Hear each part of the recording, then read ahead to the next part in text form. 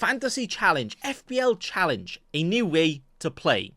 Well, we haven't even had this new way to play for a whole week yet. We haven't even had the first game week of FPL Challenge, and people have already found FPL Challenge exploits, FPL hacks that can make you maximize your points to potentially help you win it. So that is exactly what we're going to do here and what we're going to show you here. So if you guys don't know, in the FPL Challenge, they've changed it so there's multiple deadlines. So the first deadline is the first game. So if you have players selected in all the other games, you can transfer them out as long as they haven't played yet. Okay, that's an important thing to note. And this exploit has been detailed in this massive Reddit thread. I mean, longer than my bloody life story there. We don't need to read all of that. But all you need to know is that Autosubs, like the normal FPL Autosubs and other rules, still in play. But the deadline changes means there's an exploit we can use. Okay, so that is what I'm using in my team that currently looks like, ooh, this. Now, you might be thinking, hang on, Bacon Boy.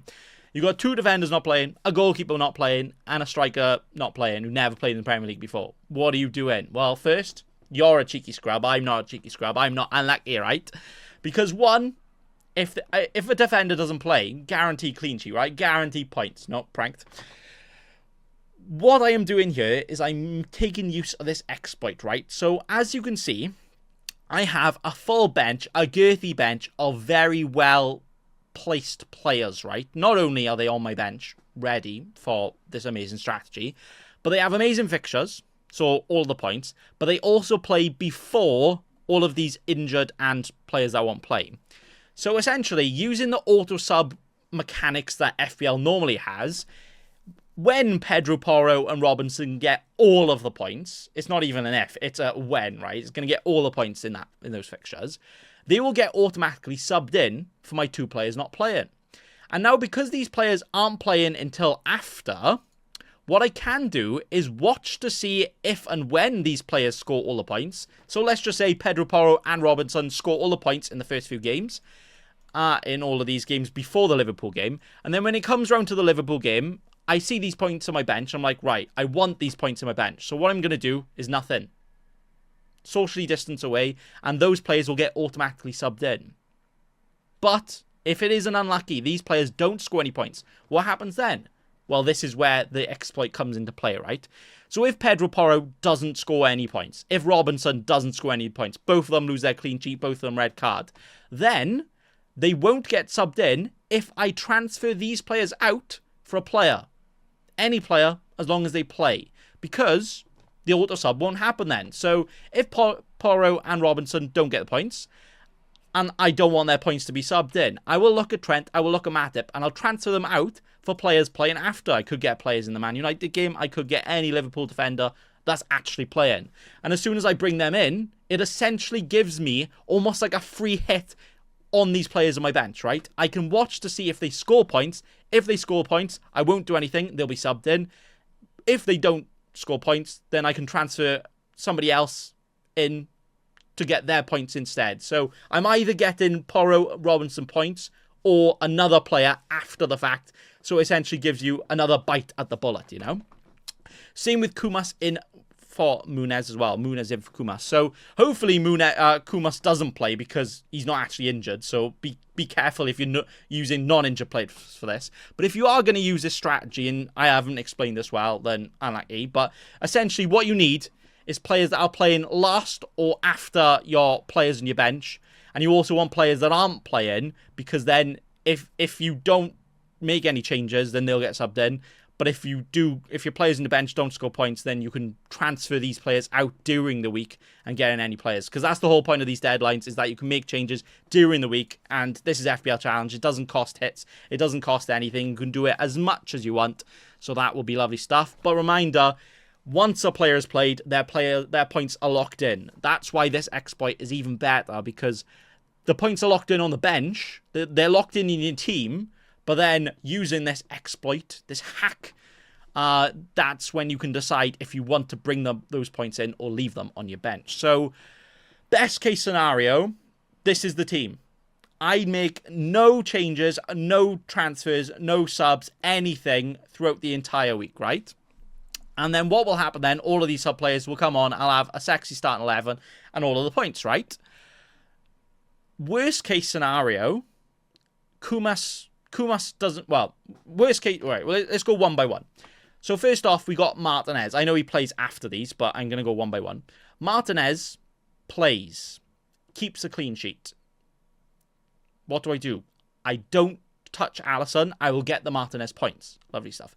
Martinez plays, doesn't get any points. What do I do then? Simple. I go to Alisson, I transfer him out, and then I bring in any player that hasn't played yet. It could be an Onana, what's his name? I don't want to know his name because he probably won't get points. I could get in a Kelleher, and that's pretty much it, really, because I doubt any goalkeepers keeping a clean sheet there. But anyway, that essentially means I can get in extra points. I can have another bite of the bullet there, right? Same with any of these players. And now I've gone for this 3-5-2 formation because essentially taking use of the fact of you need to have 3 defenders in. So if Muniz doesn't score all the points, then even because I've got 3, if I leave it as it is, I will still get Porro and Robinson points, and Muniz could stay on my bench if I transfer somebody else in for Kumas, because you need 3 defenders. So essentially, Pedro Porro would substitute in first before Muniz if I transferred out Kumas to a play-in player, and then even though Muniz is first on my bench, I need subs for Trent and Matip, because you need those 3 defenders, the defenders would sub in first. So this way, this little format, this little formation strategy is almost like a micro strategy in the strategy of this allows me to concentrate on my forward, and essentially the player that I think could have the biggest upside, I don't need to transfer him in, and I can decide if I want my first or second on the bench. And then when it comes to Trent or Matip, unfortunately, this strategy terrible, because if Robinson hauls and Pedro Porro doesn't, then if I want Robinson's points, I will have to leave both of these defenders there and let them both sub in. I can't just make Robinson sub in over Pedro Porro. It would have to be the first one first because, the Autosub happens in order of your bench. But yeah, that's the strategy. That's the hack. That's the exploit. Have I explained myself? Probably not. I tried, all right? If you really want to bore yourself looking at this FPL thread, then I mean, it does explain it better than me and more examples, but no. But yeah, if you actually look at the team then, the strategy. So FPL Challenge, brand new game mode. You can have 5 players per team. I've got 4 Spursy boysies and no extra than 3 than the other teams, but And I have the triple Spurs attack against Luton defence, because Luton have got more injuries than bloody Alby City. They are literally hospital FC right now. I swear they're going to have to bloody start some of their players that got them promoted from the Championship and not even at the club, because they literally have nobody to play. So with that being said, you've got to get all the attackers in. Maybe 1, maybe 2, maybe all 3 will haul. But I think there's potential of a lot of goals in that game. So I think just having all of those extra attackers just gives you more of a chance of getting one of them, right? One of them's bound to haul. Hopefully it will be the captain, Sonny Boy. And then I've gone slightly different because I think a lot of people have gone Liverpool. Again, I could still transfer in Liverpool players if and when these players don't haul, like I said with the strategy, then I have to transfer these out to get in other players. So with those transfers, I am looking at the likes of Dallo, maybe Højlund for Kumas, and then maybe the Liverpool defenders. Again, it's not a great fixture there. I would probably prefer something like have Fulham players here and Aston Villa players ready to sub in if I need to. But FPL are cheeky scrubs, and you can't even do this on mobile yet, and I'm a busy boy, and I'm out Saturday. Not that you need to know that, but essentially that's why I've chosen my team. But yeah, we also have Watkins against Wolves. Yes, it's boring, but all of the points. Eze, he's the only non-boring pick, right? And I guess Gusto, but hopefully he's not Gusto Wind and absolute farts out my team, because he might not even play. The good thing about this as well, not only with this exploit with the deadline, we actually know the teams that are starting before the players are locked in. So obviously teams are announced an hour before each game. Then we'll actually be able to see if our players play in, and if they're not, transfer them out for the playing player. You can make as many transfers and as many, I keep saying subs, but I meant transfers. You can make as many transfers during the week. It doesn't matter. And that's that. So essentially, the team is sorted. The reason I'm not going super differential, even though my whole video on FPL Challenge was you need these big differential holes to have a chance to win, because if you've got, like, you know, a normal team, then anybody can do that, right? You need to try and gamble on some of these holes, and you need to be getting these random holes to have a potential chance of winning. But I think with this exploit, this hack, yes, it's been going around Reddit and Twitter, or x.com, makes it sound like a core number, that does. Naughty. I think with this exploit, I think that is enough of a differential, at least for the first week or two.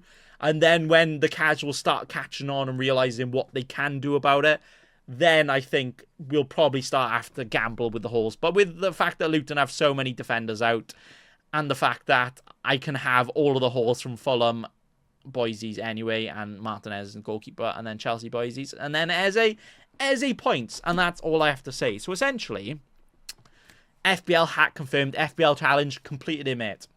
That's all I need to say.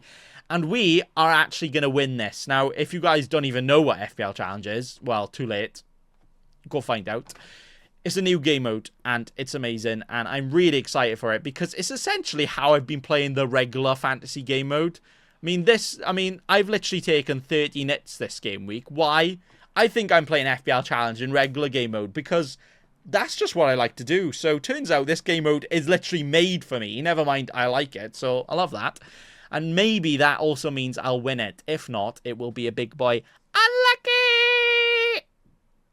And I will probably still be saying that when I don't win it, because obviously I'm not going to win it. But when I do, if I do, first in the world, incoming. If not, unlucky. That's all. Thanks for watching, and bye. Don't be a cheeky scrub. Subscribe to Nathan Bacon right now.